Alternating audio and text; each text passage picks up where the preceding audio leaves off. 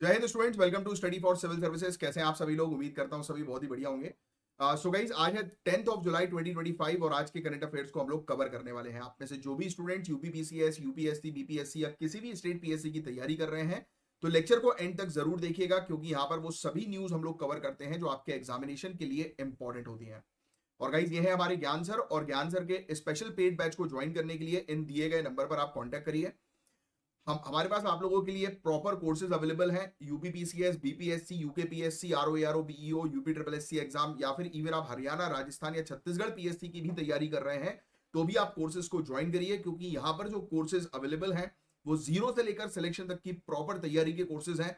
हर साल हमारे courses update किए जाते हैं नए सिलेबस, नए ट्रेंड को ध्यान में रखते हुए, और प्रॉपर आपकी तैयारी करवाई जाती है और प्रॉपर हर एक स्टूडेंट पर ध्यान दिया जाता है।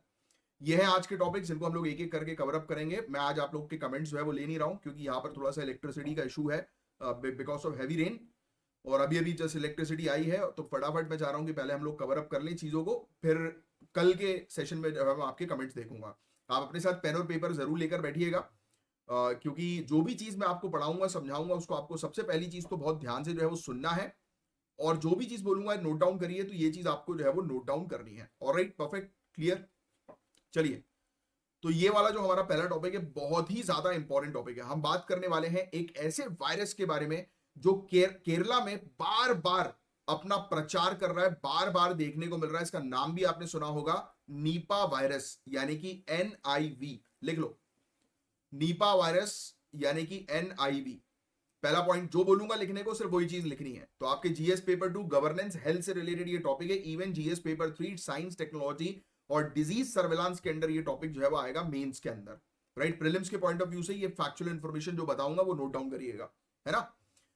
तो केरल में पिछले 8 सालों में ये 8वीं बार है जब नीपा वायरस का आउटब्रेक रिपोर्ट हुआ है। तो ये चीज लिख सकते हो, केरल के अंदर काफी सालों में नीपा वायरस देखने को मिल रहा था, और ये 8वीं बार है जब नीपा वायरस केरल में जो है वो नजर आया। स्पेशली नदन केरल वाले क्षेत्र में, स्पेसिफिकली लिख लेना नदन केरल, जो लास्ट में लिखा हो ना बेल्ट जो है नदन केरल की, स्पेसिफिकली ये चीज मेंशन करो, तो आपको क्लियर होगा कि केरल के अंदर नीपा वायरस के केसेस लगातार नजर आ रहे हैं, देखने को मिल रहा है। स्टेट गवर्नमेंट ने अर्ली डिटेक्शन, कॉन्टैक्ट ट्रेसिंग और आउटब्रेक कंटेनमेंट में अच्छा रिस्पॉन्स दिया। जैसे कि कोविड के समय पर होता नहीं था कि लॉकडाउन कर दिया जाता था, लोगों को जो है वो एक कमरे में जो है वो बंद कर दिया जाता था जिससे कि ये फैले ना, राइट। तो वो चीज स्टेट गवर्नमेंट अच्छे से कर रही है, लेकिन अभी भी ये अनक्लियर है कि स्पिल ओवर होता कैसे है, या कौन है बीच का होस्ट, यानी कि ये फैल किसके कारण ज्यादा रहा है, क्यों ये बार बार नजर आ रहा है, ये भी अभी तक क्लियर नहीं है। इसी पर ही अभी काम चल रहा है। आपके अकॉर्डिंग जूनोटिक डिजीज क्या होती है? पहले तो मुझे फटाक से उसकी डेफिनेशन लिखकर बता दो। कोविड के समय पर ये बहुत पढ़ाया था मैंने, और आपको ये जूनोटिक डिजीज का बहुत अच्छे से पता होना चाहिए कि एग्जैक्टली होती क्या है। तो फटाक से कमेंट बॉक्स पे लिखकर बताओ कि व्हाट इज जूनोटिक डिजीज। तो आपके अकॉर्डिंग जूनोटिक डिजीज जैसे कि नीपा के लिए किस तरीके का सर्विलांस मैकेनिज्म होना चाहिए? आप मान के चलो आप डिस्ट्रिक्ट कलेक्टर हो और आपकी डिस्ट्रिक्ट के अंदर ये नीपा वायरस जो है वो फैल रहा है, तो आप कैसे इसको जो है वो कंट्रोल कर सकते हो, कैसे स्क्रीनिंग करोगे, कैसे मॉनिटर करोगे? कुछ 3 इंपॉर्टेंट पॉइंट्स मुझे कमेंट बॉक्स पे लिखकर बता दो, और ये एक्टिविटी जरूर सभी करा करें जो मैं बताता हूं, क्योंकि यही चीज है, ये एक्टिविटी जो आपको सोचने में मजबूर करेगी कि आप एक कलेक्टर हैं और आप उस अकॉर्डिंग कैसे सोचें, वो आपकी पर्सनालिटी डेवलप करेगी। पहला पॉइंट। दूसरा पॉइंट, मेंस पे जो है तुरंत क्वेश्चन आएगा और तुरंत आपका पेन जो है वो आंसर लिखना शुरू कर देगा। अगर ये एक्टिविटी रेगुलर तरीके से फॉलो करोगे तो ही ये पॉसिबल होगा, क्योंकि सिर्फ ऐसे बैठकर जो है वो पढ़ना नहीं है। जो चीज मैं बोल रहा हूं उस पर फोकस करना है, अपना दिमाग चलाना है, क्योंकि ये एग्जामिनेशन आपका सिविल सर्विसेज का एग्जामिनेशन है, दिमाग चलाने वाला है। ये वन डे एग्जामिनेशन नहीं है कि एक फैक्ट आया वो आपने पढ़ लिया, याद कर लिया, हो गया। आप ऑर्डर फॉलो नहीं करोगे अपनी सर्विस में, आप ऑर्डर दोगे, और जो व्यक्ति ऑर्डर देता है वो व्यक्ति जो है वो दिमाग चलाता है, राइट। तो इसीलिए जो जो मैं आपको पढ़ाता हूं, जो चीजें समझाता हूं, क्योंकि मेरा काम यहां पर सिर्फ पढ़ाने का नहीं होता, मेरा काम यह होता है कि आप सिलेक्शन कैसे लो, उसके लिए आपको क्या माइंडसेट डेवलप करना है वो होता है। क्योंकि पढ़ा के तो हर कोई चला जाएगा भाई, ये पढ़ा के पूरी चीजें हो जाएंगी, आप खुद पढ़ लोगे, इसमें कोई हार्ड एंड फास्ट चीज नहीं है। मेन चीज है कि आपको करना क्या है, दैट इज इंपॉर्टेंट इस एग्जामिनेशन के अंदर, वो मैं आपको हेल्प करता हूं करवाने की। एनीवेज, आइए आगे बात करते हैं। नीपा वायरस की, ये सब चीजें अपन देखेंगे अभी। ये नीपा वायरस, तो जूनोटिक वायरस जो मैंने आपसे पूछा, सबसे पहली चीज तो देखो लिखा हुआ है नीपा वायरस जो है वो क्या है, पहला पॉइंट लिख लो जूनोटिक वायरस। पहला point zoonotic virus, Nipah virus के अंदर, एनआईवी के अंदर, ये एनिमल से ह्यूमन में आता है। अच्छा, क्या ह्यूमन से एनिमल को आने वाली डिजीज को भी हम लोग जूनोटिक डिजीज कह सकते हैं? यस। जूनोटिक डिजीज का मतलब वो बीमारियां जो एनिमल से ह्यूमन में ट्रांसमिट होती है और ह्यूमन से एनिमल में ट्रांसमिट होती है, दोनों वेज, है ना। मोस्टली ये किससे आता है? फ्रूट बैट से। कौन से चमगादड़ से आता है? Fruit bat. ये इसमें फलहारी चमगादड़ जो लिखा हुआ है ना, वो मत लिखना, फ्रूट बैट लिखना, ठीक है, फ्रूट बैट, ठीक है, फ्रूट बैट से आता है जूनोटिक वायरस। किससे आता है क्वेश्चन आएगा तो फ्रूट बैट। एक स्पेलिंग लिखो, एक स्पेलिंग जो बता रहा हूं वो लिखो। P, P for peacock, P TER, PTEROPUS, PETROPUS, PTER, sorry, PTEROPUS, PTERO, जैसे यहां पे लिखा ना PTERO, इसके आगे लिख लेना PUS, PTEROPUS, ठीक है, ये जीनस है इसका। तो क्वेश्चन आएगा फ्रूट बैट का जीनस जो है वो क्या है, कौन सी फैमिली से बिलोंग करता है? यहाँ पे टेरोपोडिडेल फैमिली लिखा हुआ है, बट ये जीनस जो है वो टेरोपस, ये लिखा तो हुआ है यार, यस, ये जीनस जो है, जीनस पूछा जाता है, ये टेरोपस जीनस का हम लोग को जो है वो देखने को मिल रहा है। ये फैक्ट बहुत इंपॉर्टेंट है, इस वंश का है, ठीक है। तो ये फैक्ट थोड़ा सा ध्यान में रखिएगा, देखो लिखा भी हुआ है यहां पर। अब नेक्स्ट पॉइंट में लिखिएगा ट्रांसमिशन मोड। नेक्स्ट पॉइंट में लिखिएगा ट्रांसमिशन मोड, कैसे ये ट्रांसमिट होता है, कि कैसे ये फैलता है, प्रसार जो है ये कैसे करता है, ठीक है। इन्फेक्टेड फूड, यानी कि कोई चमगादड़ ने उस खाने को खाया और वो खाना जो है वो ह्यूमन तक पहुंच गया, इन्फेक्टेड फूड, या direct human to human contact, या फिर कोई बीमार व्यक्ति जिसको नीपा वायरस है, उसने ये खाना खाया और उसने किसी और के साथ शेयर कर दिया ये फूड, यानी कि वायरस सलाइवा, सिंपल सी चीज है। या फिर डायरेक्ट कांटेक्ट, कोई व्यक्ति किसी के कांटेक्ट में आ गया तो भी हो सकता है। अल्टीमेटली वायरस है, ये वायरस जो है वो फैल रहा है किससे? फूड के माध्यम से, डायरेक्ट कांटेक्ट के माध्यम से। फॉर एग्जांपल ये एक बॉटल है, ये किसी बीमार व्यक्ति ने जो है वो इस बॉटल से जो है वो पानी पिया, मैंने भी जो है वो इस बॉटल को खोल के पानी पी लिया, तो मुझे भी हो सकता है, राइट, ऑब्वियस ही बात है। या फिर किसी ने इस बॉटल को जो है वो टच किया जिसको वायरस था, तो उसके ड्रॉपलेट्स अगर इस बॉटल पे मैंने भी टच कर लिया, फिर मैंने ऐसे वैसे हाथ जो है वो रख लिया, तो मेरे को भी हो सकता है, यस। तो ये direct person to person contact या ह्यूमन टू ह्यूमन कांटेक्ट के कारण हो सकता है, या फूड वगैरह शेयर करने के थ्रू हो सकता है। तो ये चीज आप समझ ही चुके हैं। इसके लक्षण जो लिखा हुआ है सेकंड पॉइंट पे आप देखिए, सिम्टम्स जो है वो आपको दिखाई दे रहा है,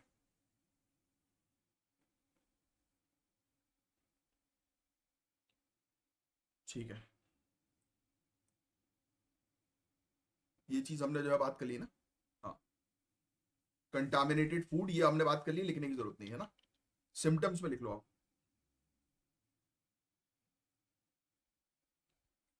सिम्टम्स ऐसे होता है कि सामने वाला व्यक्ति जो है उसको चेस्ट में प्रॉब्लम होने लगती है, सांस लेने में प्रॉब्लम होने लगती है, तो उसको इस तरीके से आप जो है वो लिख लो, mild respiratory issue, mild respiratory issue,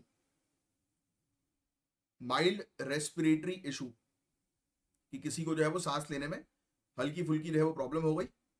ये सेकंड पॉइंट जो है वो आप लिख लेना, ये वाला, ठीक है, माइल्ड रेस्पिरेटरी इशू या डिसऑर्डर टू फटाल एनसीफेलिटिस, एनसीफेलिटिस, ये लिख लो बिल्कुल ऐसे ही,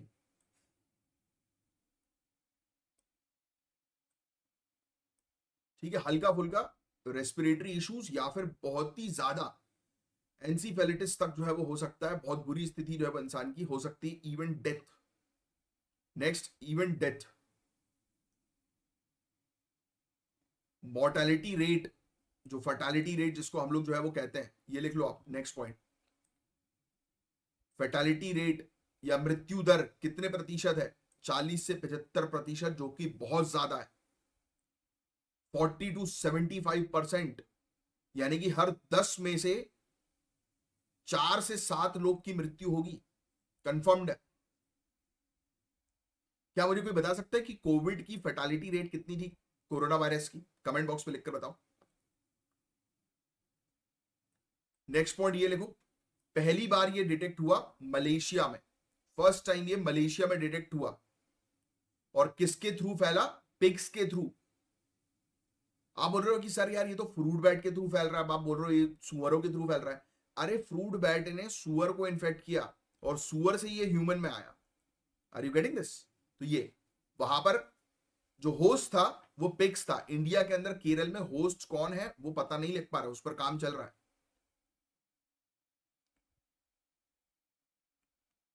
और इंडिया के अंदर सबसे पहली बार वेस्ट बंगाल में देखने को मिला, फिर लगातार केरल में इसके केसेस नजर आ रहा है। तो वेस्ट बंगाल और केरल दोनों लिख लीजिएगा। क्लियर? पूरे पॉइंट्स बस इतने ही आपको नोट्स बनाने हैं इस बीमारी से रिलेटेड, और ज्यादा बनाने नहीं। और अब आपको पता लग चुका है कि केरल में ये बीमारी जो है वो बुरी तरह से फैल चुकी है, राइट? अब केरल में इंस्टीट्यूट ऑफ एडवांस्ड वायरोलॉजी जो हम लोग को जो है वो देखने को मिलती है, ठीक है। तो उन्होंने सेरोलॉजिकल सर्विलांस जो है वो शुरू कर दिया, लगातार पता लगाना जो है वो शुरू कर दिया कि ये बीमारी का होस्ट क्या है, कहां से ये फैल रही है, राइट? इन्होंने पीवीएनटी टेस्ट भी जो है वो करवाना जो है वो शुरू कर दिए हैं। ये देखो, ये टेस्ट का जो है वो नाम लिख लो आप, पीवीएनटी टेस्ट। इसका पूरा फुल फॉर्म लिखो, pseudo virus neutralization test, pseudo virus neutralization test. अब इसको अंडरलाइन करो, इसके नीचे कुछ पॉइंट्स बता रहा हूं वो लिखो। ये वीएसवी सिस्टम बेस्ड टेक्निक हम लोग को देखने को मिलती है, इसका भी फुल फॉर्म लिखो। ऐसा लिखेंगे आप, पहला point, vesicular stomatitis virus system, VSV system based technique, आधार तकनीक। वीएसवी आधार तकनीक है, ये वीएसवी सिस्टम आधार तकनीक है। यानी कि ये इस टेस्ट के अंदर कौन सी टेक्नोलॉजी का यूज करते हैं ये लोग? वीएसवी सिस्टम का उपयोग करते हैं। जो वायरस लाइक पार्टिकल्स, वीएलपी जिसको हम लोग बोलते हैं, वायरस लाइक पार्टिकल्स, यानी कुछ ऐसे पार्टिकल्स जो होते हैं वो वायरस जैसे होते हैं, उसको ये बनाता है। यानी कि ये क्या कर रहा है, कुल मिलाकर जो एनआईवी नीपा वायरस जो है उसका एक सिमिलर टाइप का एक वायरस बना रहा है, जो रियल वायरस की तरह बिहेव करता है बट रेप्लिकेट नहीं करता, फैलता नहीं है। इससे क्या फायदा हो रहा है, कोई मुझे बता सकता है? वैक्सीन लगवाते हो आप अपनी सेफ्टी के लिए, है ना? तो उससे उससे जो है वो क्या फायदा मिलता है कि हमारी बॉडी जो है वो यूज टू हो जाती है उस वायरस से लड़ने के लिए, हमारा इम्यून सिस्टम यूज टू हो जाता है उस वायरस से लड़ने के लिए। कुछ इसी प्रकार से ये लोग टेस्टिंग भी करते हैं। ये क्या करते हैं, एक सिमिलर दिखने वाला वायरस जो है वो पहले बना देंगे, जिसको हम लोग बोलते हैं वायरस लाइक पार्टिकल, वीएलपी। इस पूरी प्रोसेस के पीछे वीएसवी सिस्टम शामिल है, वेसिकुलर स्टोमैटिटिस वायरस सिस्टम जो है वो शामिल है। यानी कि इस टेक्नोलॉजी पर ये काम करते हैं। इससे जो है ये लोग जो है वो क्या करते हैं, देखो, बायो सेफ्टी लेवल 2 फैसिलिटी, जिसको हम लोग BSL-2 लैब्स बोलते हैं, यानी कि ऐसी लेबोरेटरी हम लोग को जो है वो देखने को मिलती है, उसमें ये सेफली जो है वो रिसर्च कर सकते हैं। मतलब कुल मिलाकर ये जो इंस्टीट्यूट है केरल के अंदर, ये कर क्या रहा है, उस वायरस की तरह बिहेव करने वाला इन्होंने एक वायरस बना दिया। समझो इस बात को पहले। अब जब वो उस वायरस पर रिसर्च करेंगे जो उस वायरस की तरह दिखता है, नीपा वायरस की तरह, तो पता लग जाएगा कि इस वायरस को कैसे खत्म किया जा सकता है। अब ये सेफ रिसर्च होती है, जिससे कि वो वायरस जो उन्होंने बनाया है खुद से, जो बिल्कुल नीपा वायरस की कॉपी है, तो उसमें ये चीज होती है कि ये फैलेगा नहीं, ये दूसरों को हार्म नहीं करेगा, बट ये एक सेफ एनवायरमेंट में इस पर रिसर्च की जा सकती है अच्छे से। समझ में आई आपको बातें? बस ये इस पर रिसर्च करके पता लगाया जा सकता है कि हम क्या टूल्स बनाएं जिससे कि इसकी टेस्टिंग जो है वो बेहतर तरीके से हो सके। देखो लिखा हुआ है, ये VLP virus like particles help करते हैं स्टडी करने में कि कैसा, ये थर्ड वाला पॉइंट देखो, कि कैसे जो है वो वायरस जो है वो होस्ट सेल के अंदर जो है वो आकर जुड़ सकता है, तो इससे और पता लग सकता है बेहतर तरीके से समझने में, है ना? ठीक है। अब इसका उपयोग जो है ये लोग जो है वो कर रहे हैं बेसिकली इसके ऊपर, पिग्स वगैरह के ऊपर, दूसरे एनिमल्स वगैरह के ऊपर, है ना?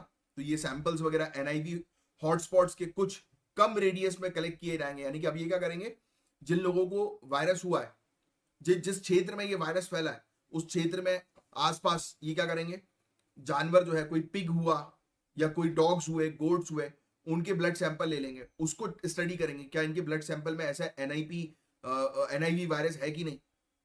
और ये पता कैसे लगेगा, क्योंकि इनने रिसर्च कर रहे हैं वायरस लाइक पार्टिकल्स के ऊपर कि ये कैसे अटैच होता है ब्लड के अंदर, बॉडी के अंदर, और कैसे ये आगे बढ़ता है, फैलता है।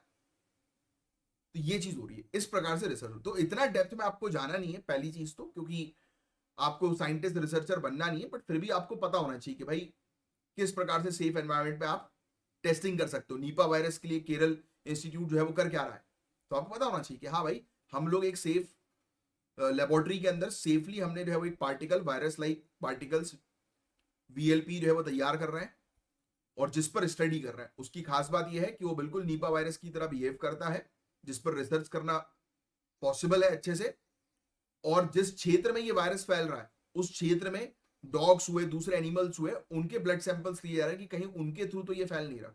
तो होस्ट फाइंड आउट कर रहे हैं कि किसके थ्रू ये वायरस फैल रहा है। समझ में आ गई आपको पूरी बात है। आई डोंट थिंक कि इसमें कोई ऐसा रॉकेट साइंस है जो आपको समझ में ना आया हो।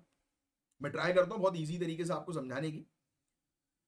अब ये सर्वे जो ये कंडक्ट कर रहे हैं, ये उन जगहों पे पहचान में मदद करेगा, रिकॉग्नाइज करने में मदद करेगा जहां पर वायरस बार बार फैल रहा है। तो उस जगह पर ये होस्ट फाइंड आउट करेंगे, क्योंकि होस्ट पता नहीं ना किसके थ्रू फैल रहा है।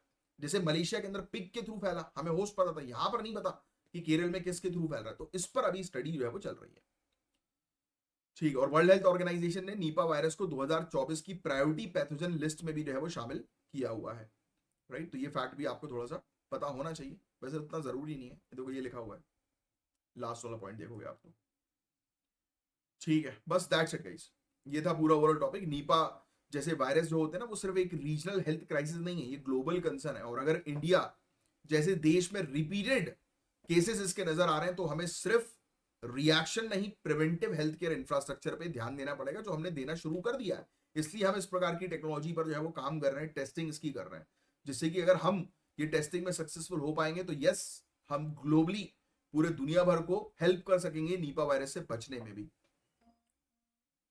ठीक है। तो बस ये वाला एक टॉपिक था, इसमें आप थोड़ी सी चीज जो है वो ध्यान में रखिएगा। अब मुझे कमेंट बॉक्स पे लिखकर बता दो नीपा वायरस की मोर्टेलिटी रेट कितनी है। पढ़ाया ना मैंने अभी आपको, तो आपको इसका आंसर पता होना चाहिए। देखते हैं कौन कितना ध्यान से पढ़ रहा है। नीपा वायरस की आप मुझे बताएंगे मोर्टेलिटी रेट, मृत्यु दर जो है वो कितनी है।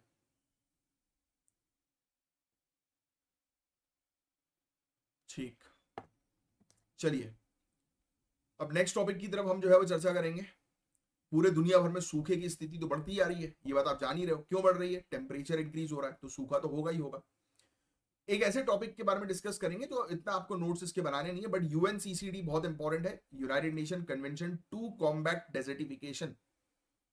जो मृदुलीकरण हम लोग को देखने को मिल रहा है ना, मरुस्थलीकरण, सॉरी मरुस्थलीकरण, रेगिस्तान जो बनता जो है वो जा रहा है, बढ़ता जो है वो जा रहा है, उसको रोकना है हम लोग को, कि मरुस्थलीकरण, ठीक है। तो ये फैक्ट जो है वो थोड़ा सा आपको ध्यान में रखना है, रेगिस्तान को रोकना है बढ़ने। क्यों? क्योंकि हम लोग पेड़ काट रहे हैं लगातार, तो उसी को रोकना है। और ये बड़ा इंपॉर्टेंट कन्वेंशन है जो आपको जीएस पेपर 3 एनवायरमेंट में पढ़ाया जाता है। तो इसी के बारे में हम थोड़ी सी चर्चा करेंगे। यूएनसीसीडी ने स्लो मूविंग कैटेस्ट्रॉफी बोला है ग्लोबल ड्रॉट्स को। क्या बोला है? स्लो मूविंग कैटेस्ट्रॉफी, मतलब एक ऐसी, ये देखो ये लिखा हुआ है, चाहो तो लिख सकते हो आप, मेंस में बड़ा आपको हेल्प करेगा। धीरे धीरे बढ़ने वाली विनाशकारी आपदाएं, लिख लेना। यूएनसीसीडी ने ड्रॉट को, जो सूखा जो पड़ रहा है ना, उसको बोला है ये स्लो मूविंग कैटेस्ट्रॉफीज है, यानी कि ऐसी आपदाएं हैं, विनाशकारी आपदाएं जो धीरे धीरे बढ़ती जा रही है। और ये बात सत्य भी है, धीरे धीरे करके पेड़ पौधे हम लोग काट रहे हैं, उस जगह पर रेगिस्तान जो है वो बनता जा रहा है। रेगिस्तान होगा तो उसके नुकसान क्या है? मिट्टी नहीं होगी भैया, अनाज कहां से उगाओगे आप? खाओगे नहीं तो जियोगे कैसे? तो एक नई रिपोर्ट आई है जिसका टाइटल है drought hotspot around the world 2023 to 2025। चाहो तो लिख सकते हो ये रिपोर्ट का नाम, लिख लो रिपोर्ट का नाम। पहले ही पॉइंट में लिखा हुआ है drought hotspot around the world, drought hotspots around the world 2023 to 2025। ये रिपोर्ट यूएनसीसीडी और United States National Drought Mitigation Center ने मिलकर पब्लिश करी है। ये दोनों चीज लिख देना। ये रिपोर्ट जो है वो यूएनसीसीडी और US National Drought Mitigation Center के द्वारा पब्लिश की गई है। अब सिर्फ सुनो आप, है ना, अब आपको ऑलरेडी पता है कि इसके नुकसान जो है वो क्या होते हैं, तो अब आपको इसको सुनना है क्योंकि ऐसे टॉपिक मल्टीपल टाइम्स रिपीट भी होते हैं और आप अपनी जनरल स्टडीज में इन सब टॉपिक्स को कवर भी करते हो। सबसे पहला पॉइंट, क्लाइमेट चेंज यानी कि जलवायु परिवर्तन, जो इन्होंने बताने की कोशिश करी। और एल नीनो, पता है ना आपको El Nino, El Nino southern oscillation, इस टॉपिक को आपने पढ़ा होगा। एल नीनो, ला नीना, जब भी ला नीना होता है इवेंट तब इंडिया के अंदर बाढ़ आती है, जब भी एल नीनो इवेंट होता है तो इंडिया के अंदर सूखा पड़ जाता है। पता नहीं वाली बात, ये फैक्ट। तो क्लाइमेट चेंज और एल नीनो के कारण पूरे दुनिया भर में ड्रॉट यानी कि सूखा जो है वो तेजी से बढ़ रहा है। Africa, Asia, Latin America, Mediterranean जैसे क्षेत्र में एक्सट्रीम ड्रॉट हॉटस्पॉट आइडेंटिफाई किए गए हैं। और जब सूखा पड़ेगा तो क्या होगा? Food insecurity. भाई आप सूखा पड़ेगा तो आप कहां अनाज उगाओगे? जैव विविधता डिस्टर्ब होगी, एनर्जी सिस्टम, सब पर इंपैक्ट जो है वो पड़ने वाला है। तो आइए और चीजों के बारे में डिस्कस करते हैं। ये आंकड़े आप लोग को जो है वो याद रखने की जरूरत नहीं, जो ये आंकड़े यहां पर जो है वो दिए हुए हैं ऊपर, राइट। जैसे सदर्न अफ्रीका की बात करें तो अगस्त 2024 तक 68 मिलियन लोग यानी कि लगभग 6.8 करोड़ लोग जो है वो फूड एड पर थे। यानी कि लगभग 7 करोड़ लोग की बात कर लूं मैं कि 7 करोड़ लोग जो है उनको खाने की समस्या थी, वो हेल्प मांग रहे थे कि भैया हमें खाना दो। 2025 की शुरुआत तक 9 करोड़ भूखमरी झेल रहे हैं लोग, 90 मिलियन लोग। देखो क्लियरली लिखा है ये, अगर आंकड़ा मेंस के लिए लिखना चाहो तो बहुत अच्छा आंकड़ा है ये, और ये स्पेशली सदर्न अफ्रीका लिखना। अफ्रीका के अंदर 9 करोड़ लोग 2025 के स्टार्टिंग में भूखमरी से जो है वो जी रहे हैं। स्पेन की बात करें, स्पेन के अंदर ऑलिव क्रॉप में 50% गिरावट हुई। यूरोप में ऑलिव ऑयल प्राइस जो है वो बढ़ गया क्योंकि सप्लाई नहीं है। यस, अमेजोन रिवर की बात करें, रिकॉर्ड लेवल है लो, सबसे देखो लिखा है कि record low level. Amazon river सूखती जा रही है, 200 से ज्यादा रिवर डॉल्फिन्स की डेथ हुई है और ट्राइबल कम्युनिटीज वहां से हट रही हैं। नेक्स्ट, पनामा कैनल्स, 5वां पॉइंट देखो, शिप ट्रांजिट 38 से 24 per day, global supply chain break हुआ। पता है आपको, पहले जो शिप्स आती थी 38 जाती थी, अब 24 हो गई है पनामा कैनल रूट के थ्रू। तो पूरे दुनिया भर का सप्लाई चेन जो है वो डिस्टर्ब हो रहा है। नेक्स्ट पॉइंट में देखो आप, वियतनाम की बात हो रही है और थाईलैंड की बात हो रही है। देखो आप, ये 6th पॉइंट में वियतनाम और थाईलैंड। सबसे बड़ा इशू यहां पर यही है कि राइस प्रोडक्शन जो है वो कम हो गया है पूरे दुनिया भर में, फूड इन्फ्लेशन हो रहा है, क्योंकि खाना नहीं उगा पाओगे तो फिर कैसे जी पाओगे। टर्की की बात करें, टर्की के अंदर 1600 से ज्यादा सिंक होल्स हम लोग को देखने को मिल रहे हैं, क्योंकि नीचे वाला पानी, देखो क्या था सिंक होल, मतलब समझ रहे हो ना आप, जमीन के नीचे भूजल है, भूजल हट जाएगा, ये समझो कि ये जमीन है, जमीन के नीचे पानी है, ये पानी में हटा दूंगा तो क्या होगा, ये जमीन धंस जाएगी कि नहीं धंस जाएगी, दैट इज सिंक होल्स। 1600 से ज्यादा सिंक होल्स बन गए, इंफ्रास्ट्रक्चर कोलैप्स हो रहा है क्योंकि नीचे पानी था। क्रास्ट ज्योग्राफी पढ़ी है ना आपने, ये उसी के अंदर आता है। नीचे पानी, पानी हट गया, हॉलो है, हॉलो है तो ऊपर से प्रेशर होगा और वो नीचे धंस जाएगा। ये हो रहा है, इंफ्रास्ट्रक्चर डैमेज हो रहा है, और ये बहुत बड़ी समस्या है। ये आप एनवायरमेंट के अंदर पढ़ते हो, ज्योग्राफी के अंदर आप पढ़ते हो, तो बहुत बड़ा मुद्दा है ये, और ये बहुत बड़ा इशू है। इसलिए ये टॉपिक हम लोग को जो है वो देखने को मिल रहा है कि आपके लिए आ रहा है और ये मेंस में पूछेंगे। लिखने की जरूरत नहीं, ये सब बार बार रिपीट होता है, जो टॉपिक बार बार रिपीट होते हैं you don't have to make notes. India की बात करें तो देखिए आप, इंडिया में मॉनसून वेरिएबिलिटी की वजह से क्रॉप अनसर्टेनिटी और वाटर स्ट्रेस जो है वो बढ़ गया है। कभी बारिश ज्यादा हो रही है, कभी कम हो रही है, ऐसे मुद्दे तो हम लोग को लगातार जो है वो देखने को मिल रहे हैं कि नहीं मिल रहे, बताइए आप, राइट। तो ये इशूज है। गोदावरी, कृष्णा बुरी तरह से इंपैक्टेड है। महाराष्ट्र, कर्नाटक, राजस्थान जैसे राज्य बार बार सूखा जो है वो फेस कर रहे हैं, किसान जो है वो बड़ी समस्या में है। एशिया में राइस शुगर शॉर्टेज है, इंडिया में फूड इन्फ्लेशन होता जा रहा है। क्यों क्रॉप्स महंगे होते जा रहे हैं? बिकॉज सप्लाई नहीं है। तो ये बहुत बेसिक सा टॉपिक था जिसके बारे में आपको एक जानकारी जो है वो होनी चाहिए। क्लाइमेट चेंज, हाई टेम्परेचर हो रहा है, इवेपोर ट्रांसपिरेशन जिसको हम लोग बोलते हैं वो इंक्रीज हो रहा है, लंबे समय तक सूखा चल रहा है। एल नीनो 2023 से 24 ने और सिचुएशन बिगाड़ दी। पीने ग्राउंड वाटर हम लोग एक्सप्लॉइट करते जा रहे हैं, काफी सारी जगहों पर तो बचा ही नहीं है साफ पानी, पीने का पानी। इरिगेशन सिस्टम बहुत पुअर है, डिफॉरेस्टेशन, लगातार पेड़ काटे जा रहे हैं आज भी। अर्ली वार्निंग सिस्टम हमारे पास काफी वीक है। तो ये सब चीजें हैं। कुछ और चीजों के बारे में बात करें, जैसे जाम्बिया, जम्बेजी नदी वहां पर है, 20% फ्लो कर रही है वो। 21 घंटे का पावर ब्लैकआउट हुआ है इसके कारण, यानी कि लाइट चली गई। क्यों? हाइड्रो इलेक्ट्रिक पावर नहीं है। जिम्बाब्वे 70% मक्के में जो है वहां पर ड्रॉप नजर आया, देखो आप लिखा हुआ है जिम्बाब्वे में। क्यों हो रहा है ये सब? आपको हर एक कंट्री के हिसाब से पर्टिकुलर चीज नहीं लिखनी है, आपको पता होना चाहिए कि भाई एशियन कंट्री मतलब ऑल ओवर द वर्ल्ड।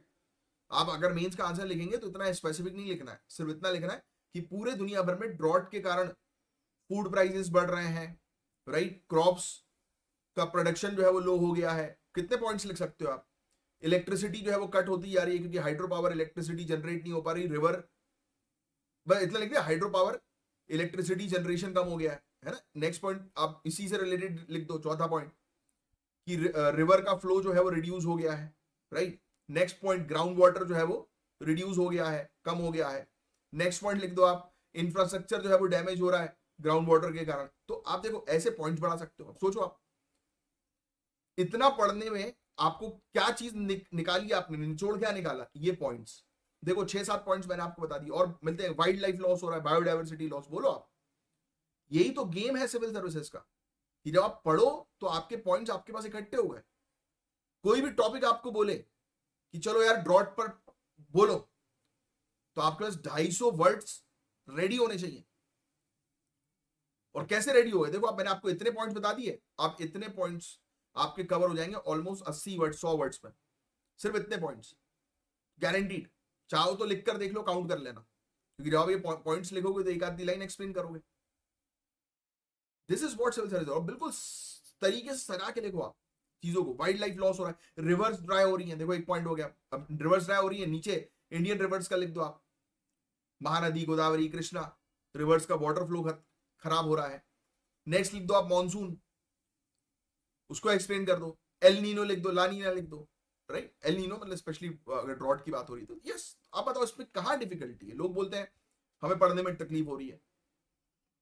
तकलीफ इसलिए हो रही है क्योंकि तरीके से नहीं पढ़ रहे हो आप सोच रहे हो कि आपको ये बैठ के याद रखना है। लोग बैठ के याद कर रहे हैं, जिम्बाब्वे में ये हुआ, ये हुआ। ऐसा नहीं भाई, ऐसी चीजें नहीं करनी है। जिम्बाब्वे में जैसे 100 एलिफेंट्स का लॉस हम लोग को देखने को मिला। बोट्सवाना में हिप्पोस फंस गए थे ड्राई रिवर बेड्स में, मर गए। ये चीजें हैं। अमेज़न में वाइल्ड फायर हम लोग को जो है वो देखने को मिल रही है। ड्रॉट के कारण वाइल्ड फायर भी होती है, जंगल में आग लग जाती है सूखे के कारण। बोलो हाँ या ना? तो अर्ली वार्निंग सिस्टम पर हमें काम करना जरूरी है। रियल टाइम बेसिस पर मॉनिटरिंग करें हम लोग, है ना। जो प्रॉब्लम है वही उसका सोल्यूशन है। प्रॉपर प्लान नहीं है तो प्रॉपर प्लान बनाओ आप, इंफ्रास्ट्रक्चर प्रॉपर करो, लोगों को अवेयर करो, राइट। और क्या चाहिए आपको? अच्छी पॉलिसीज बनाओ ग्लोबल लेवल पर, उसको इंप्लीमेंट करो। सस्टेनेबल डेवलपमेंट गोल्स को इंप्लीमेंट करो बेटर तरीके से। पेरिस क्लाइमेट गोल्स को तो इंटरनेशनल फील भी आप दे दो उसके अंदर। और क्या चाहिए आप? बस दैट्स इट, यही था बस पूरा ओवरऑल टॉपिक। और कुछ नहीं। देखो लिखा है यहाँ पर इंटरनेशनल ड्रॉट रेजिलियंस अलायंस लिखा हुआ है ना, ये इसके थ्रू जो है पैसा जो है वो, पैसा इज इंपॉर्टेंट, इंफ्रास्ट्रक्चर डेवलप करना है तो। पेरिस क्लाइमेट का मैंने आपको बता दिया, एजेंडा 21 उसको इंप्लीमेंट करो। कितनी सारी चीजें हैं। आप जब ये तैयारी करते हो सिविल सर्विसेज के, आपके पास तो इतने सेंटेंस आ जाते हैं। और एक प्रॉपर तैयारी करने वाला व्यक्ति सिविल सर्विसेज की, मैं आपको गारंटी दे रहा हूं, कोई भी टॉपिक अगर आपके सामने रख दिया जाए तो आप 1 घंटे तक उस पर बात करने के लिए रेडी रहो। अगर आप किसी भी एक टॉपिक, आपको रैंडम टॉपिक उठा के फेंक दिया जाए, 1 घंटे तक अगर आप उस टॉपिक पर बात कर सकते हो तो you are true civil services aspirant. क्योंकि इट इज वेरी इंपॉर्टेंट भाई। आप आगे चल के पर्सनालिटी टेस्ट में बैठोगे, यानी कि अपने इंटरव्यू में बैठोगे, तब आपसे चीजें पूछी जाएंगी, तो आपके पास पॉइंट्स होने चाहिए। फालतू पॉइंट्स नहीं, बिल्कुल फैक्चुअल डेटा, कुछ कुछ, ज्यादा नहीं, कुछ कुछ factual data. Connectivity international level पर, क्लाइमेट लेवल पर, एनवायरमेंट लेवल पर, कम्युनिटी लेवल पर, कि इन सब चीजों के कारण आप मेंशन करो कि ड्रॉट के कारण ट्राइबल कम्युनिटी जो है वो डिस्पर्स हो रही है, उनको जाना पड़ रहा है। This is what civil services preparation is. Got it? तो ड्रॉट जो है is no longer a silent disaster, it is now a ticking time bomb देखो कितनी अच्छी चीज मैंने आपको बोली है, टिकिंग टाइम बॉम्ब। ऐसा बोलोगे ना जब आप किसी को या मेंस में लिखोगे this is a ticking time bomb, तो सामने वाला जब कॉपी चेक करेगा उसको लगेगा हाँ यार क्या बढ़िया पॉइंट लिखा है, टिकिंग टाइम बॉम्ब। टिक टिक टिक टिक चालू हो गया है, वो फट जाएगा कभी भी। यही तो है क्लाइमेट चेंज का टॉपिक कोई आए तो आप लिखो it is right now a ticking time bomb. Starting ही ऐसे करो ना इंट्रोडक्शन, क्योंकि इंट्रोडक्शन आपका लगना चाहिए भाई प्रोफेशनल।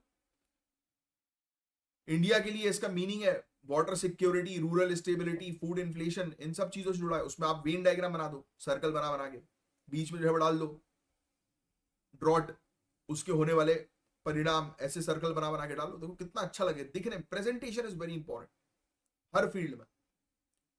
बस दैट्स इट गाइस, ये था पूरा ओवरऑल टॉपिक। होपफुली आपको चीजें समझ में जो है आई होंगी। कितना बच गया? 10 मिनट और बचा हुआ है। आज क्या लाइट चली गई थी यार, तो थोड़ा सा लेट हो गया हूँ। इस संडे को 100% जो है वो क्लास होनी है, क्योंकि मैं सैटरडे को ही वाली क्लास क्वाइट पॉसिबल रिकॉर्ड कर दूंगा कल के दिन ही, क्योंकि आज हो सकता है कि पूरे टॉपिक्स हमारे आज के कवर ना हो पाए, क्योंकि इंपॉर्टेंट टॉपिक्स भी थे, अंडरस्टैंडिंग भी जरूरी है। एकदम से मैं स्किप नहीं कर सकता। मैं चाहूँ तो 10 मिनट में 3 टॉपिक जो है फिनिश करके आगे बढ़ जाऊँ, बट वो उसमें मुझे मजा नहीं आएगा। जेनेटिकली मॉडिफिकेशन क्रॉप्स, उनसे जुड़ा ये टॉपिक है, जीएम। किसी को पता है जेनेटिक मॉडिफिकेशन क्रॉप्स कौन से क्रॉप्स होते हैं जिस पर साइंटिस्ट रिसर्चर्स बैठकर काम करते हैं लेबोरेटरी में? किसी कोई एक एक क्रॉप है, ठीक है, एक एक्स क्रॉप है, जैसे मान लेते हैं ये एक क्रॉप है। ये क्रॉप जो है इसमें कीड़े पड़ रहे हैं। ये दूसरा क्रॉप है जिसमें कीड़े नहीं पड़ते। तो हमने जो दूसरा क्रॉप है उससे जो है वो उसमें जो कीड़े नहीं पड़ने की जो प्रॉपर्टी है, जो जीन्स है उसका, कि किस जीन्स के कारण इसके अंदर ये कैरेक्टरिस्टिक्स आया, यानी कि ये प्रॉपर्टी आई कि जिससे कि उसमें कीड़े नहीं पड़ रहे, तो हमने उससे वो जीन निकाला और इसमें डाल दिया। तो अब जब ये क्रॉप जब लगाएंगे इसके सीड्स को, तो ऐसा क्रॉप उगेगा जिसमें इसमें कीड़े नहीं पड़ेंगे, क्योंकि दूसरे क्रॉप की प्रॉपर्टी इसमें आ गई है। समझे आप? और ऐसा जो है वो पॉसिबल होता है किसके थ्रू? जेनेटिक इंजीनियरिंग के थ्रू, जिसको क्रिस्पर Cas9 टेक्नोलॉजी हम लोग जो है वो